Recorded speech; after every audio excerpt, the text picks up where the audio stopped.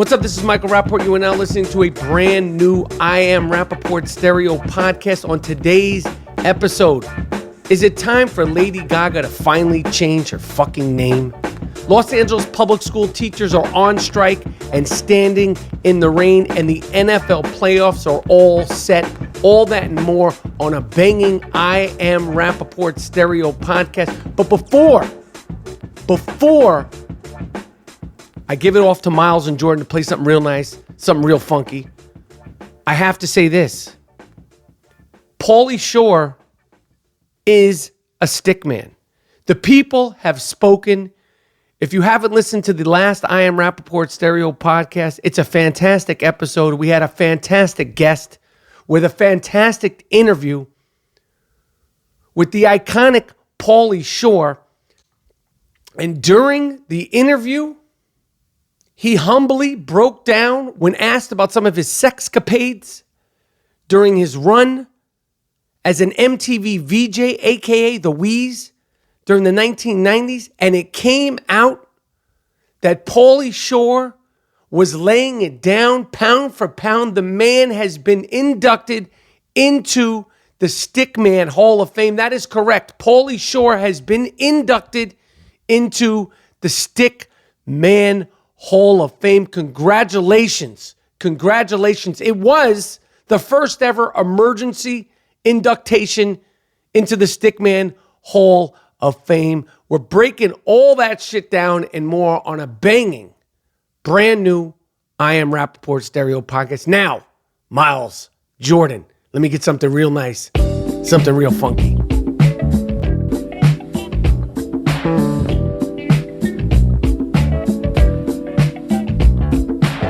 All right, this is the Gringo Mandingo. My name is Michael Rapaport, a.k.a.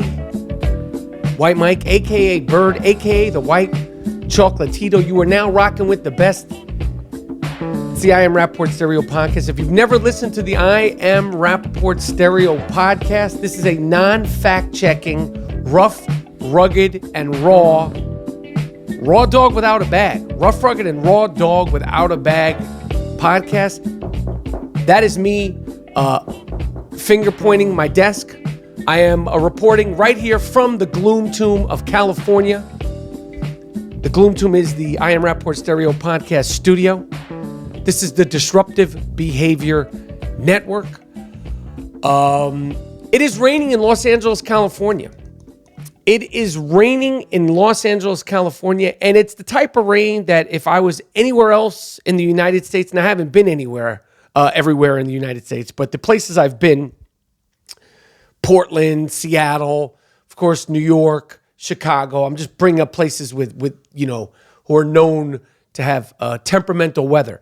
If we were anywhere else besides Los Angeles, you wouldn't even mention that it's raining. But because it's raining lightly but consistently, it's not storming, it's not like hailing, it's just raining, just a general rain 101.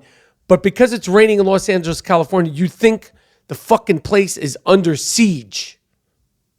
I mean, you wouldn't believe the kind of flooding in general neighborhoods, main streets, roads, basic fucking everyday communities that takes place when it rains in Los Angeles, California. You would think the fucking world was coming to an end if you saw how people are freaked out by the rain in Los Angeles, California. We are fine, just fucking fine. I don't know who built this shithole, because at the end of the day, Los Angeles itself, Los Angeles, California, is essentially a shithole. What do you mean, Michael Rapaport? Hollywood, all that stuff? I'm talking about the city of Los Angeles. I'm not even talking about Santa Monica, Pasadena, Malibu, Manhattan Beach, and I'm talking about just the city of Los Angeles. In the Hollywood, Hancock Park, West Hollywood area. Let's just say that, because I'm not even familiar with the whole place. But just that general sort of 10 to 12 mile, 10 maybe 20 mile. I don't fact check. I'm not a fucking meteorologist. I don't do measuring. But the general vicinity that I'm in, the area that show business is king, it's a shit box. It's truly a shitbox. There is nothing aesthetically appealing and nothing aesthetically pleasing in the urban part of Los Angeles, California. Why am I saying that? I'm just informing the people who've never been here what the aesthetic is. If you took away all the shopping and quote unquote celebrities out here in this particular area, you go, what the fuck is this? Like, why am I here? Like, if there wasn't all like the history and the monuments and Hollywood Boulevard, which is a fucking shitbox. I know I've discussed this before, but let me explain. Hollywood Boulevard, you know, where they have the stars and the Walk of Fame, you know, where they have the Hollywood Walk of Fame with all the celebrities' names in the ground, is like Times Square in the 70s and 80s. You need to keep your fucking head on a swivel when you walk up there, especially after dark. It's truly like old school New York. It's like old school Hollywood. It hasn't changed. Yes, during the day, there's there's some activity out there and all that stuff. But in general, if you go down a side street, you need to keep your fucking head on a swivel. It's a piss box. They arrested Wonder Woman over the weekend. One of these people that walks around dressed up like superheroes. They're all over the place, and they all look like they've escaped some sort of methadone clinic. One of them who dresses up as Wonder Woman, she was arrested this week, and it happens all the time. Superman was arrested a few times. I think he's got a drug history. I'm talking about the fake Superman. We've seen Spider-Man, 2 actual Spider-Men get into fights in Hollywood Boulevard. This is not a place that you should actually be bringing your family. Tourists do that because they don't know, but the reality is you shouldn't actually be going to Hollywood Boulevard with your family because you have superheroes getting into fistfights on the streets. You know how jarring and scarring and upsetting that could be to a young kid? They see Batman fighting Superman and pulling each other's costumes off. Imagine you're from, like, I don't know, Missouri, and you show up and you're like, let's go to Hollywood Boulevard, and that's what you see. That's not something a child will ever forget. That's a scarring thing to witness. Why did I bring up the weather? I don't even know. Oh, I think I brought up the weather because a real crisis is going on here in Los Angeles, an actual real crisis that is not getting discussed nationally, but the Los Angeles Public School, the Los Angeles Unified Teachers Association, or the Los Angeles, I don't know what the fuck it is. The Los Angeles teachers of the public schools are on strike. How did I know they were on strike? Because this morning when I was going to get my coffee at 8 o'clock, I drove past 3 schools, a middle school and 2 high schools, and the teachers were outside in the pouring rain. And then, of course, I checked the news and all that stuff. The teachers are on strike. This, unlike the fucking hustle and con that is being discussed at the border, this is a true blue national crisis. There are kids who are without teachers. There are teachers who are on strike because they have up to 40 kids in a class. There's no nurses. They're without counselors. They're without librarians in Los Angeles. Okay? 40 fucking kids. Let me say 30 kids sometimes. 35 kids. Imagine in this day and age with the ADD kids in school, and you got one teacher. Now, when I went to public school, it was the same shit. Okay? I remember I was at Erasmus Hall High School, and I counted 37 kids in one class one day. 37 fucking kids in one class. And I was a pain in the ass just on my own. You have 37, 40, 35, 33 kids in one class and one teacher. They all have questions. They all have concerns. Talking about the students. This can't be life. And that's just in Los Angeles. I am sure in every state public schools are fucked up like this, but the Los Angeles teachers have gone on strike for the first time in 30 years. These are true heroes. We all know being a teacher is a thankless job, and it shouldn't be a thankless job. It shouldn't be something you're doing that's treated as if you're helping starving kids in Africa. Do you know what I'm saying? Being a public school teacher in Los Angeles should be something that you're proud of and that you're rewarded. Now, listen, they're not going to make the same money that fucking Lady Gaga makes or Leonardo DiCaprio makes, and that's understandable. But it shouldn't be like a fucking ground and pound lifestyle. I have no idea how to fix it. I have no idea how it got this way, but that's a crisis. And they said they're ready to go for the long haul. So that means the kids are fucked. They've already been fucked. They're getting a half-ass education right here in Los Angeles, California, with all the actors, all the podcasters, all the big stars, all the celebrities right here in Los Angeles. But it doesn't affect us. It doesn't affect me. I'm fortunate enough to have sent my kids, well, one's in college, one's still in private school, to private school. So I don't know what it's like. I'm going to keep it funky. I don't know what it's like for these kids right now because I'm fortunate enough to do that because I knew what it was as far as the public schools here in Los Angeles. But these teachers are vigilant. They are unified. There was hundreds of them out there. Look it up. Hundreds of them out there protesting and striking in the fucking rain. And they said they are bout it, and they ain't going anywhere. I stand with these teachers. I'm going to try to get more informed and do what I can to support them. I don't know what I could do to support them yet, but I'm going to do what I can to support them as we all should. I Am Rapaport Podcast.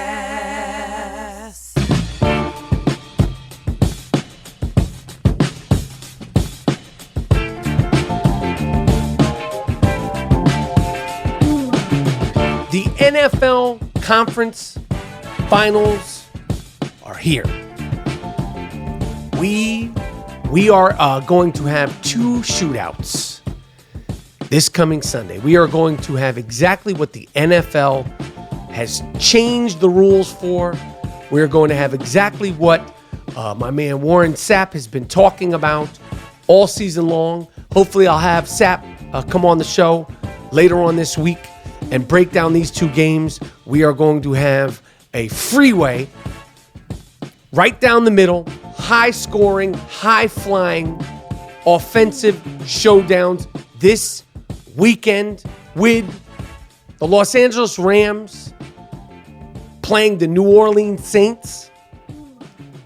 If you remember, the Saints beat the Rams earlier this year, 45-35. That, of course, was a fucking shootout, 45-35. I can't remember what week that was, but it was sometime in November. And the Patriots are playing the Kansas City Chiefs. The Patriots beat the Chiefs earlier this year, 43-40. High-flying, high-scoring, offensive showdowns going into the NFL conference finals. Exactly what the NFL wants. And to be honest, exactly what all the fucking fans are going to love and are going to want. Ain't no Baltimore Ravens. It ain't no defense first. It ain't no Tampa Bay Buccaneers by my guy Sapp, where the defense is everything. Of course, you need defense, but 45-35, 43-40, we can expect the same type of thing this weekend. And I will say this. About this past weekend's games. I am here to confess and acknowledge once again, I am glad the New England Patriots won. Some people are like, what the fuck are you talking about? And when I say some people, I got a lot of, it wasn't even criticism. People were confused. I got DMs like, what the fuck are you talking about? Rapaport, you're rooting for the Patriots? Yes, I was rooting for the fucking Patriots. I have no fucking allegiance to the San Diego Chargers. Of course I love Phillip Rivers. Of course I love my man Melvin Gordon. Love him. But I like the underdog and the way they were gearing it up. The New England Patriots were being looked at like they were done, like they were finished, like they were cooked, like my man Julian Edelman was over the hill. And I have no allegiance to the Chargers. And I was rooting for the fucking Patriots, and I was glad they beat the Chargers' ass. I said it. There, I said it. I said it again. Edelman was kicking them up and down the field, running, fighting. Julian Edelman is the real-life Rudy. He's really on that Rudy bullshit. Tom Botox Brady, he looks like his whole shit is Botoxed. He was precision. He was accurate. They go, oh, well, he didn't throw any. He only threw one passing touchdown. Who gives a shit? That's because the run was available. People find a way to criticize whatever the fuck they want to criticize. Okay? They won. They beat the shit out of the Chargers. Everybody was expecting the Chargers to win. I'm glad they won. Good. Fucking good. The Rams, of course, beat the Dallas Cowboys. Great. Jared Goff, Gurley, B. Cooks. I like the Rams. I support the Rams. I fuck with the Rams. Okay? I want to see the Rams do good. I don't claim any Los Angeles teams, which is why I am rooting for the Saints to win that game. Whoa, everybody, what the fuck is going on? I'm rooting for the Saints to win that game. And when Jared Goff comes back on the I Am Rapaport Stereo podcast, win, lose, or draw, I will tell him to his face, Jared Goff, I was rooting for the Saints to win that fucking game. Yeah, he'll be confused. And I'll explain it to him. I will explain it to him. Fuck with Sean Payton. Fuck with Alvin Kamara. Okay? That's who I'm rooting for. I have no real vested interest in any of these games except the Saints beat the Eagles, and the fucking Eagles, they were belligerent. They were tough. They didn't give up, but inevitably they got sent the fuck home. I am on record repeatedly talking about my love and affection for the city of Philadelphia, Rocky, Allen Iverson, Dr. J, World Be Free, the sound of Philadelphia, Gamble and Huff, the Roots, all of it. All of it. I could go on and on and on and on. But I will never fucking truly want anything good to happen to the Philadelphia Eagles football team. Ever. I'm a New York Giants fan. Fuck the Eagles. I'm glad they lost. I'm glad they lost in dramatic fashion. Slick dick, Nick Foles. Bye-bye, asshole. Bye-bye. Them hoes ain't loyal. Now, you might wind up being a New York Giant. Who knows? We'll take you in New York. We'll take you in New York, but that Philadelphia stink will always be on you. I'm glad. Now go to fuck back to Philadelphia.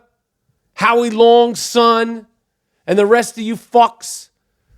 Go get yourself some fake cheesesteaks with fake steak and cheese whiz and stuff your fucking pie holes.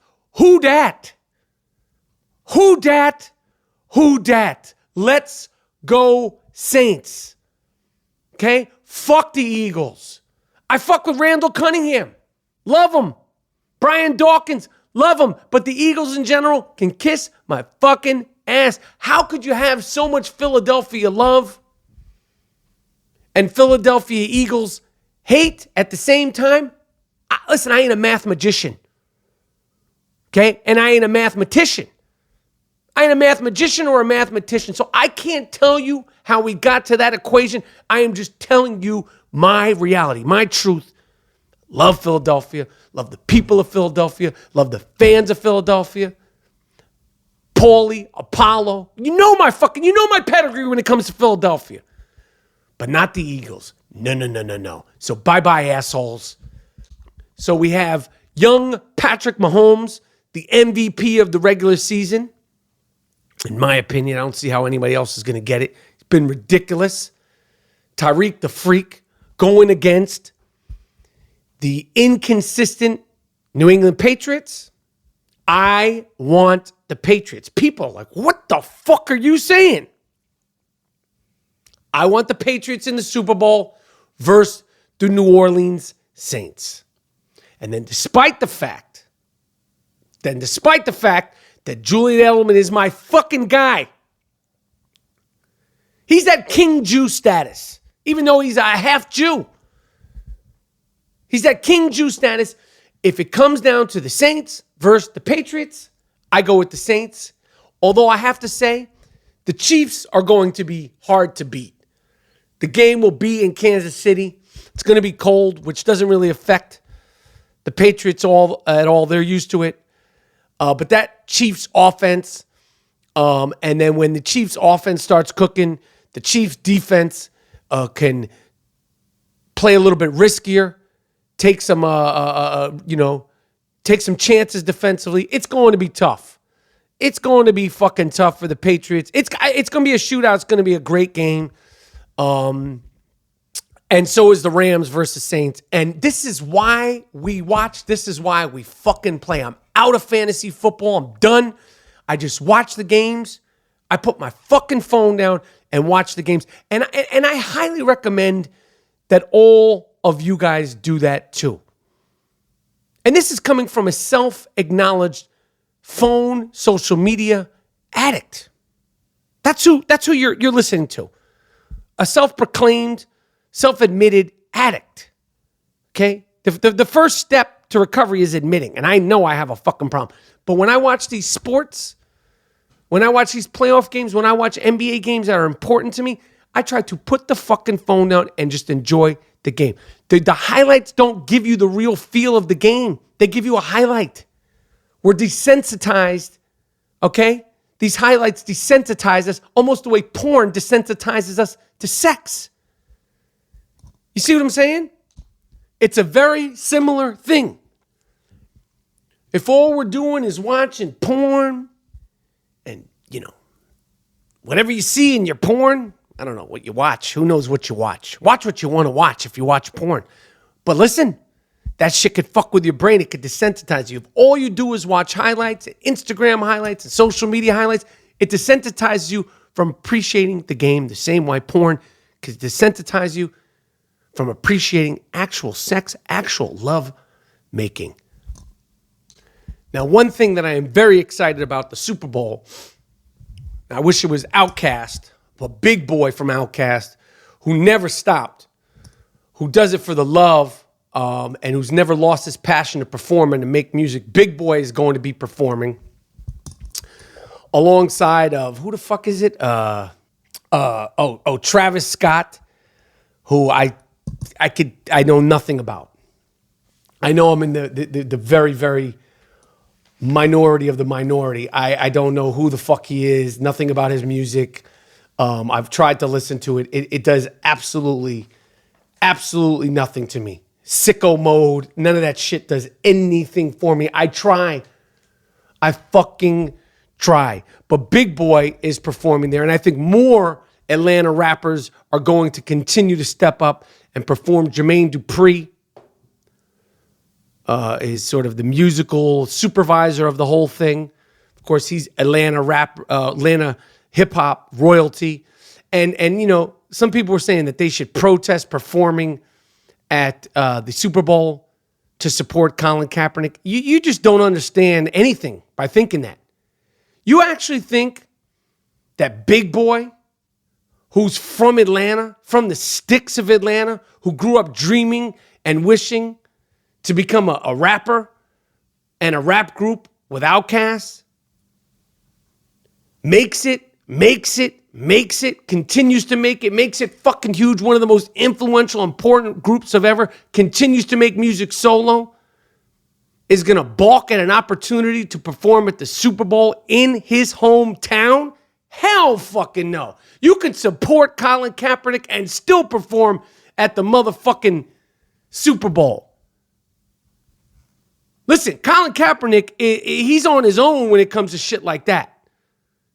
And I fuck with Colin Kaepernick. But no, first of all, that's such a prestigious honor. Second of all, that's a dream come true. To somebody who grew up in Atlanta, in the sticks of Atlanta, makes it big, and they say, you want to perform at the Super Bowl? There's no even consideration.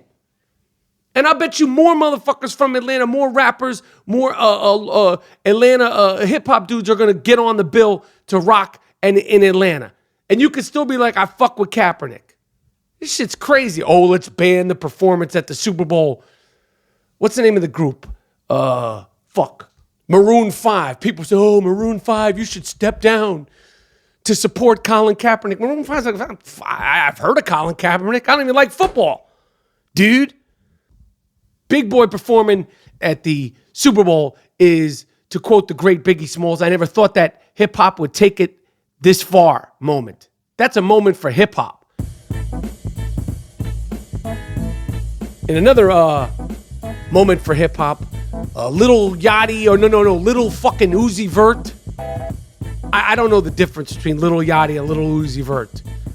I believe Lil Yachty is the one who always has braids, who said he didn't know anything about Wu-Tang and he didn't know any Wu-Tang Clan songs, I believe. I'm not fact-checking. And Lil Uzi Vert is the one who dresses up in dresses. He actually wears dresses sometimes. Lil Uzi Vert, I'm pretty sure it's him, he said he's quitting music. And a lot of social media and Twitter were like, oh no, stop, don't quit music. I'm saying great. One down, a bunch more to go, because your music's trash. And I have no problem. Like, you're quitting music, okay. Why don't you just quit the music and not say anything about it? Because you're not quitting music. You're going to be making music again. And as far as I know, as far as I'm concerned, your music's, it's whack, Duke. So you're not missed by me. Like your music isn't going to go down in history like, oh, this is when Lil Uzi Vert stopped making music and the world mourned. The group Ray Sherman, they had that one song, Black Beatles, big song, great pop song. They said they're breaking up. I say the same thing. Who gives a shit? There's no fucking, this isn't like Tribe Called Quest breaking up or Outkast breaking up or Run DMC breaking up. It's not even the same fucking discussion, the same category, or Black Star not making any more music. Shout out to Talib Kweli and Mos Def, a.k.a. Yasin Bey, or the artist formerly known as Mos Def.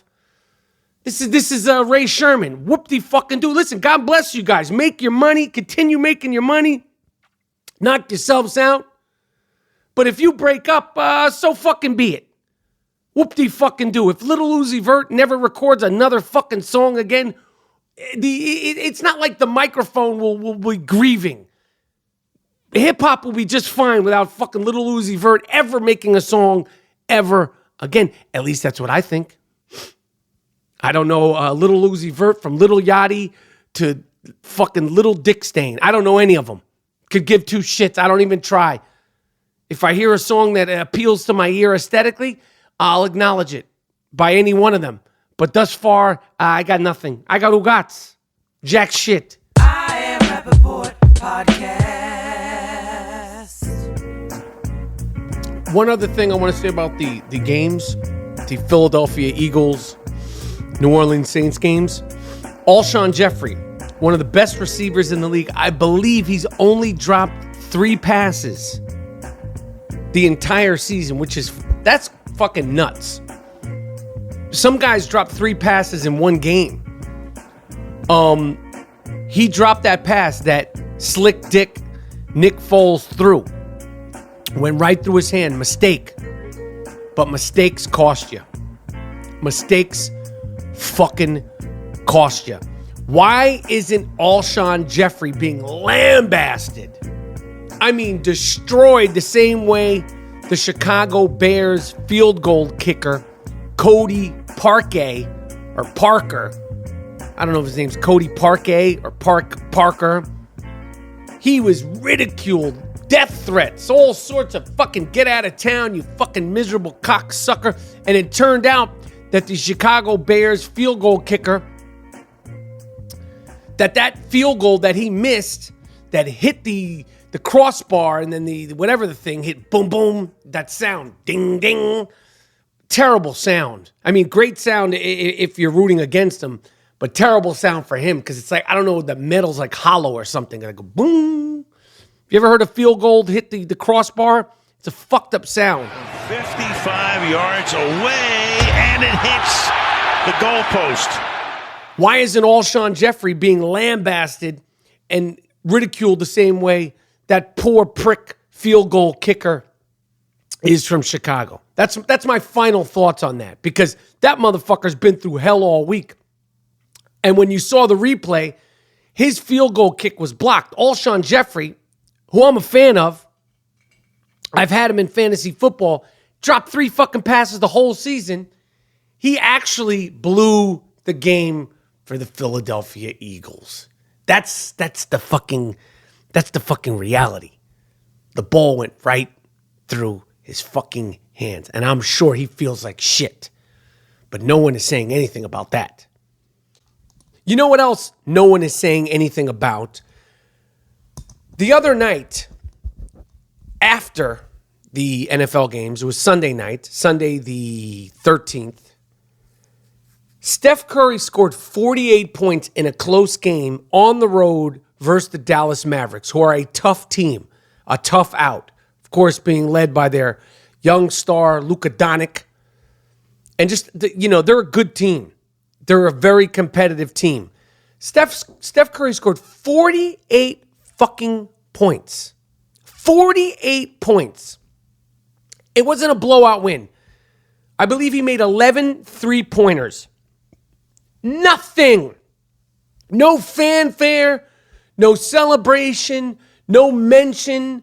Wasn't even like the top thing in sports when it comes to NBA. I don't get where we're headed. The top highlight was a highlight from Luka Doncic, who I know is a young star. He's on his way to potentially maybe being the Rookie of the Year. Great. How are we taking for granted 48 points from anybody, let alone Steph Curry? Like, I know I'm a Warriors fan. I know I lean towards the Warriors. Hey, you brother, you suck the Warriors off. Yeah, I know I suck the Warriors off. I love that fucking team. You want to make it graphic? Make it sexual? Say I suck them off? Yeah, I suck them off. That's where your mind is, in the gutter? You sick fucks? Then you could say I suck them off. I just say I'm a fan. Okay? But the point is anybody scores 48 fucking points,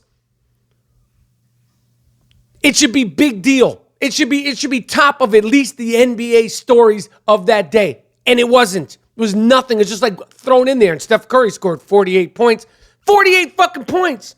11 three-pointers in one game. That should be big fucking headline sports news. Nothing. Not a fucking thing.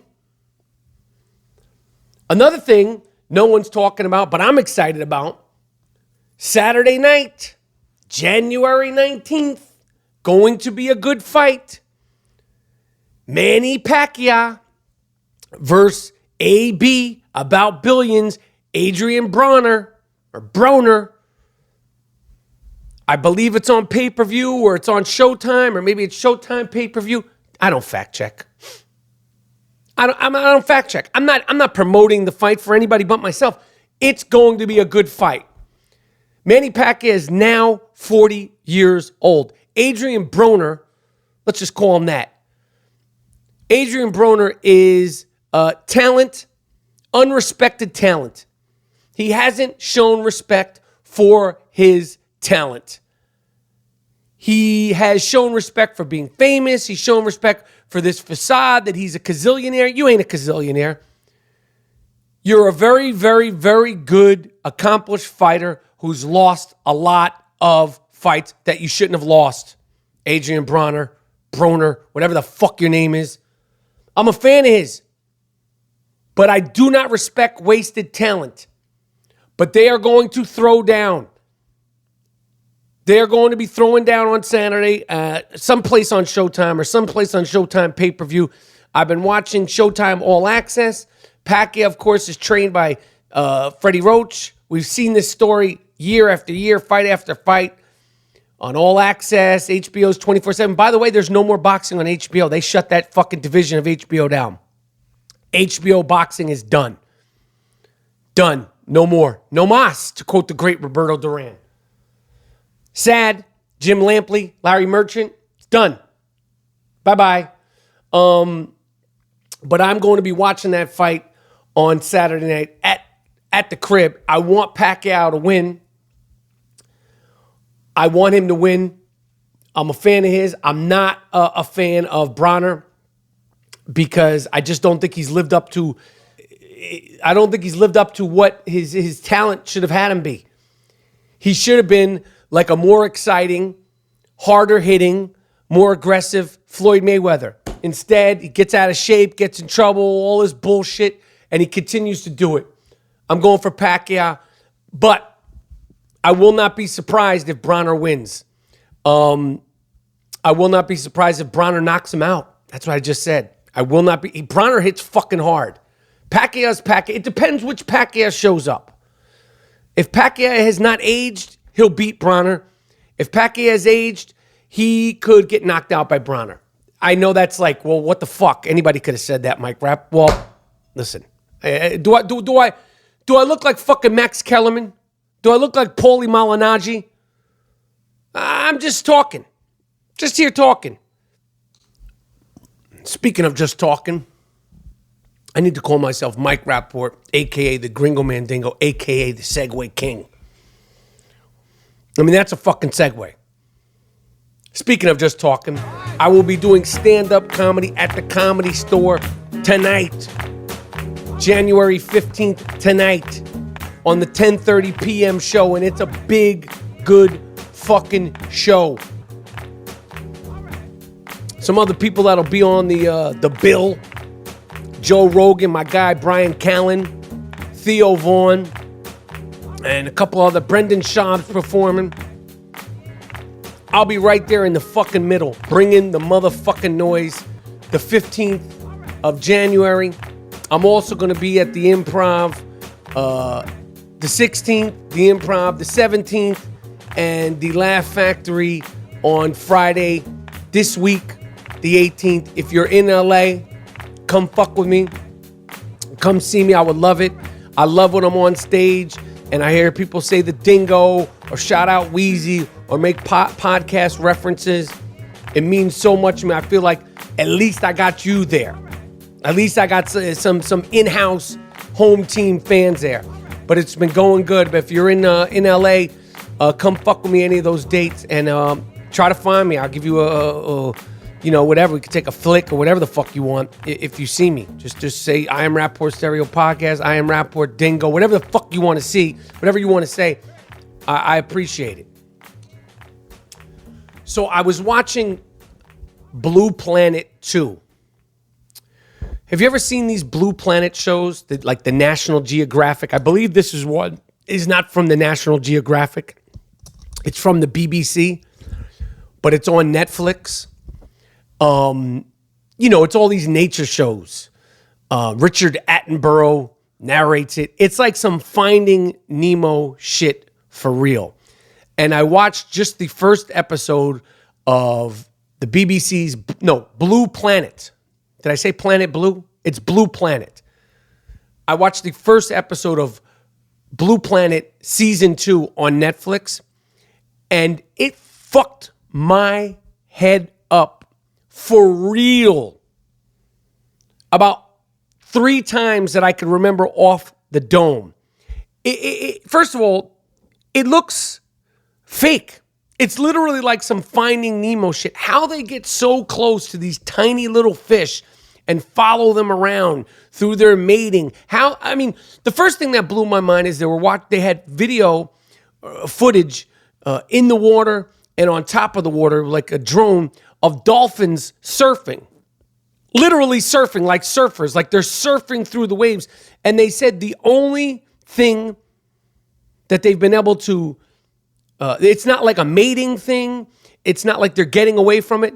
Dolphin surfing is purely for fun. Based on all the information and all the research they do, dolphins surfing the waves like they do is for fun. And the footage they have of it is just crazy. It's incredible. The other thing that I saw that was fucking nuts, this one type of fish, and I'm not going to fact check it, and I probably couldn't pronounce it. This one type of fish, and it's a small fish. We're not talking about a whale or a shark or a dolphin. They follow this one fish from the coral reef, which is like the neighborhood. Like the way they shoot these things, you get a whole other perspective. I know you guys are like, what the fuck are you talking about? I hope I'm not boring you. But the way they shoot these things, you're able to understand the neighborhood, if I could call it that all these fish live in. And this one small fish, every morning, it goes looking for a small certain kind of crab. It like travels all the way from downtown to uptown, grabs the crab in its mouth, brings it back to its little fucking shell that it lives in, and then they're watching this fish while it's holding the crab in its mouth, swing the crab, which is obviously in a shell, against a little rock until it breaks open. And it's doing it over and over. And sometimes it'll fall out of its mouth. And sometimes it won't crack. And he's doing it over and over and over until the fucking crab shell, which is tiny, like the size of a quarter. If that. It's hard to get perspective on all this because the cameras are so close. You can't tell what the fuck is going on because you're just like, how is the camera this close to this small little fish? It's just bugged out to watch. And then the most bugged out thing, and this is just all in one episode. I think it's like an hour and 15 minutes. I can't recommend this enough. Okay? Blue Planet. I think it's called Blue Planet 2 because it's season 2 on Netflix. This one kind of fish is a transgender fish. And you watch this fish, which is a Asian sheep's head racy. I think that's how you pronounce it. You watch this fucking fish literally go from a woman to a man fish right in front of your fucking eyes. I mean, it's one of the ugliest fucking fishes you could pot. It looks like a monster. I mean, it looks like a deformed fish. It's like the Elephant Man of fish. And the fish goes into like its little shell, its little hole, its little like hiding place, and will change from a woman fish to a man fish so it could pass on more genes as a male. They don't know why it happens. They don't know why it only happens to some of these female fish, but it happens and they capture the whole thing. And it's just wild. It's just wild to see. It's just bugged out because you're like, we think that our lives are so big and our lives are so important and that everything's right in front of us. I'm guilty of it 24/7. That everything revolves around the I Am Rapaport Stereo podcast, which a lot of it does, but not everything. A lot of it does, but not everything. Everything revolves around what we're upset about, what we're excited about, who's bothering us, our kids. There's a whole fucking world out there, and it's all part of our planet. And then, of course, they go up north, showing further evidence of global fucking warming with these walruses, these beautiful walruses that are literally fighting. Walrus mothers and their beautiful, fat, chubby, helpless walrus babies are fighting, pushing and shoving to find pieces of ice to lay on. And the only thing I could think about when I was watching that part is, where the fuck is Leonardo DiCaprio? When is Leo going to actually fix global warming? Because I feel like Leonardo can do it. Of course, Dick Stain Donald Trump, he thinks that global warming doesn't even exist. You look at these fucking walruses, they don't even have a piece of ice to lay on. That's a fucking national crisis. That's a worldwide epidemic. These fucking walruses, these animals that are a part of the ecosystem, They're going to go extinct.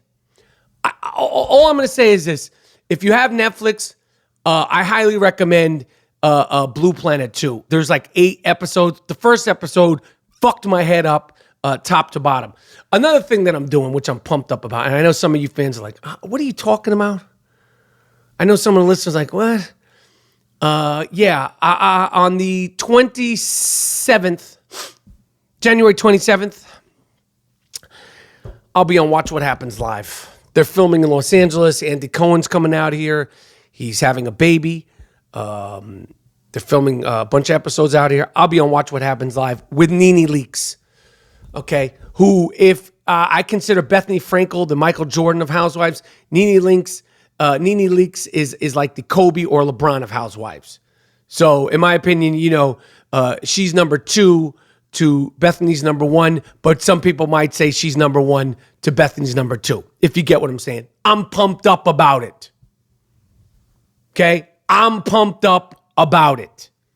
Now, I'm not as pumped up. See, Segue King, Michael Rapaport, a.k.a. the Gringo Mandingo, a.k.a. the Jake LaMotta of podcasting, a.k.a. the Segue King.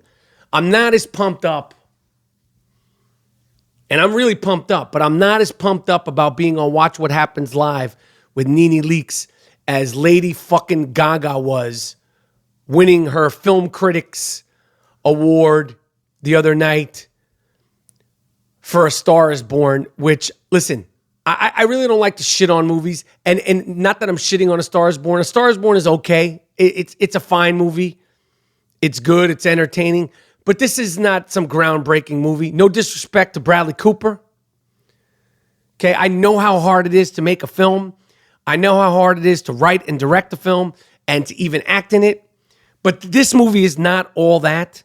And Lady Gaga, who didn't win the Golden Globe and who looked like she was going to shit herself when Glenn Close won, she tied for Best Actress at the Critics' Choice Awards the other night. And it's so over the top. It's so like, crestfallen and like, oh, everything's like a 1940s, like, whispering, and she's crying, and she's so humbled to be there, but then she whips out her piece of paper to thank everybody, and her and Glenn Close tied this time. So Glenn Close beat her at the Golden Globes, and for some fucking reason, the Critics' Choice Awards has ties. They also had a tie with Patricia Arquette and Amy Adams in the Best Actress in a TV Show award. Ties? The fuck is this, man? That's like fucking tie in the NBA. The fact that there's ties in the NFL is embarrassing. There should be no ties in high-level sports, and there should be no ties in high-level award shows. Pick a fucking winner. Give me a fucking break. But of course, Lady Gaga, when she went up there, Glenn Close, she just let her speak. Lady Gaga's like huffing and puffing and, oh my God, and Bradley, thank you for this, and you've written me the role of a lifetime, and this character that I created, fucking take it, fucking, you ain't fucking Jake LaMotta. You didn't create Jake LaMotta. You didn't create Rocky Balboa. You didn't even create the character that Glenn Close created in Fatal Attraction. No one's going to be talking about A Star Is Born in a month. I don't care what awards you win. That movie ain't all that. They got fucking signs on Sunset Boulevard here in Los Angeles, not with Lady Gaga, with Lady Gaga's image and her character's name. I think it's Allie. It just says Allie, and it's a picture of her in the movie. I'm like, what the fuck do you think this is? There was no signs up there that said Jake when Robert De Niro was up for Best Actor playing Jake LaFucking-Motta. Here's a clip of Lady Gaga going on and on about working with Bradley Cooper. Bradley, you are a magical filmmaker.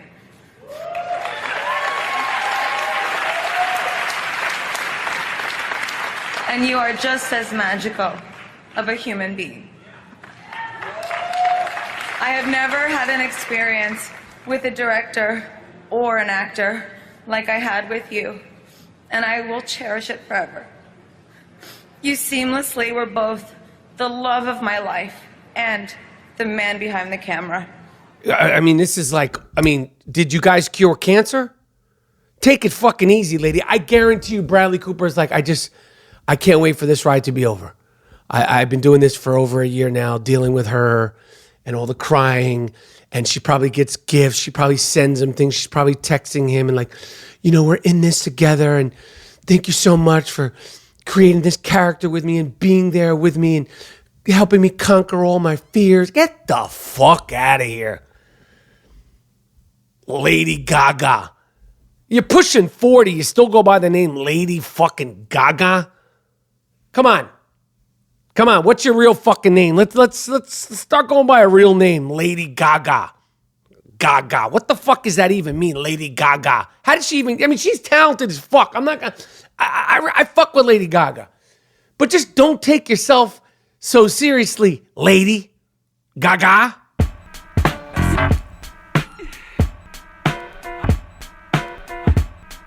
I also watched this show over the weekend on MTV called Made in Staten Island that people from Staten Island are protesting about because they are saying that it tarnishes the borough of Staten Island. And I have to say this, no disrespect to the Wu-Tang Clan, no disrespect to, I don't know, I know one person, my guy Scotty Ruggs, that lives in Staten Island. He's not even from Staten Island.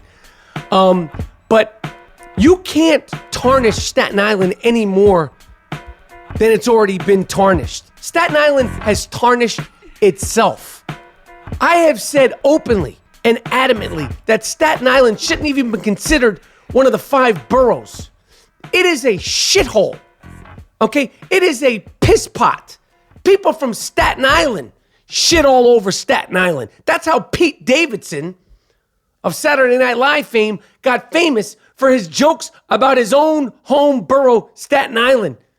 There's no TV show on MTV that is going to tarnish the already tarnished image of Staten Island. So let the people see what all the hype is about. Staten Island is a piss pot. There is nothing appealing. There is no curb appeal about Staten Island. There's nothing dope, nothing sexy, nothing fly about Staten Island. The only thing that people from Staten Island want to do with their life is get the fuck out of Staten Island. I give Made in Staten Island, the new MTV show, 2 thumbs up because it depicts the shithole that is Staten Island very realistically. To add insult to injury, this is a soul sick fuck of the week on this here I Am Rapaport Stereo podcast, and this is a good one. After the fucking Philadelphia Eagles lost the fucking game to the New Orleans Saints, a sick fucking Philadelphia Eagles fan went back to his hotel with his girlfriend, roughed her up inside of their Best Western Hotel in Hanover Township, Northampton County. And then, to make matters even worse, this sick fucking Philadelphia Eagles fan put his girlfriend's dog inside the microwave oven and tried to cook the little fucker. Wait. I'm reading this wrong. These were 2 women. A woman did this to her girlfriend's dog. Kirsten J. Gaskins of Philadelphia was charged with simple assault and harassment plus cruelty to animals and possession of drug paraphernalia. I would not be surprised if she was on that bath salt or that heroin. She was arraigned in court and released on $20,000 unsecured bail. I have to say, who the fuck is this judge? This woman beat her girlfriend up and then microwaved her fucking dog, raised bail and is out on the streets? Lock the fucking dogs up. Lock your animals up. There is a sick fuck roaming the streets of Philadelphia, all because of her team's loss. Shame on you, Judge Robert Hawke, and Kirsten Gaskins of Philadelphia. Congratulations for being the sole Philadelphia Eagles sick fuck of the week. Finally, James Todd Smith, a.k.a. LL Cool J, 51 years old. Salute. Happy birthday. Icon. Legend. True blue icon. True blue legend. True blue pillar of hip-hop. I believe when his first song came out, which is I Think I Need a Beat, he was 15 or 16. He turned 51 years old the other day. Guy's been famous since he's 16. Let's just say 16 years old. Needs no introduction. Still rocking as an actor. Will still shit on your favorite MC of any genre. Happy birthday, LL Cool J. James Todd Smith. Ladies still love Cool J. All right, what more can I say? What more can I say? I Am Rapaport Stereo Podcast. This was about 55 minutes of fire. You know where to find us. If you want to email us, IamRapaportPodcast@gmail.com. You could follow the podcast at I Am Rapaport. And I am on all social media platforms at Michael Rapaport. Miles, Jordan, please take us out of here with something real nice, something real proper, but most importantly, something real funky.